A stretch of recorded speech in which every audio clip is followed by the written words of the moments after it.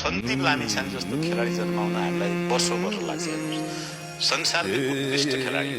यसो मलाई भन्नलाई सन्दीप लामिछानेलाई अहिले आरोप लाग्यो हैन, रेप केसमा कस्टडीमा हुनुहुन्छ र मलाई भन्नमा कुनै लाज छैन, कुनै त्यस्तो खालको मलाई दुविधा छैन। अस्ति मात्रै 2 महिना अगाडि मात्रै आईसीसी को एजिएममा गएको थिएँ। 105 कन्ट्रिज त्यहाँ पार्टिसिपेट हुन्थ्यो।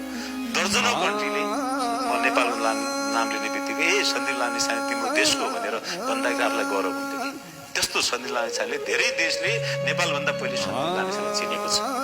त्यस्तो खेलाडी जन्माउन नेपालले दशकौं कुर्नु पर्ने हुन सक्छ हैन। त्यसको अर्थ यो हो कि सन्दीप लामिछाने दोषमुक्त नै भन्ने मैले भन्न मिल्दैन हैन।